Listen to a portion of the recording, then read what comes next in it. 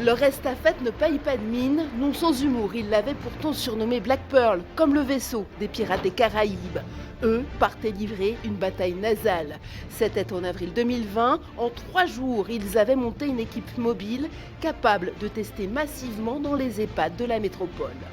C'était des centres qui étaient totalement fermés, aux familles, même parfois, à certains professionnels de santé et donc on arrivait en masse, comme l'imaginez, avec cette estafette bien remplie, avec des internes et des infirmiers et du coup un petit peu de méfiance au départ, mais une fois qu'on leur a expliqué, qu'on a mis en place des procédures, dans les règles de l'art, tout s'est très bien passé et globalement les accueils ont été toujours très, très bons. L'équipe réduite a été déménagée dans un autre lieu, mais c'est ici, dans cette salle, que le CHU de Bordeaux avait créé une plateforme d'appel pour répondre au personnel soignant et aux malades.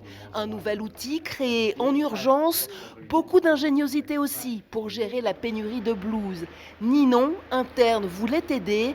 Elle a démarché entreprises et particuliers, 11 années d'études pour faire livreuse. Cette expérience, elle nous a fait énormément grandir aussi, parce qu'il a fallu s'adapter assez vite, acquérir de nouvelles compétences, changer de stage en 24 heures, alors que en plus la maladie infectieuse, c'était pas la spécialité de la plupart des internes, et encore moins le système D pour trouver du matériel. Inventé face à une pandémie inconnue, sans consignes claires ni moyens supplémentaires, en 10 récits croqués par 10 dessinateurs, la BD garde la trace mémorielle de leur dévouement. Ce que je retiens surtout, c'est leur capacité à s'adapter, à se démerder, à pas attendre que ça vienne d'en haut, à agir, à être super réactif, quoi.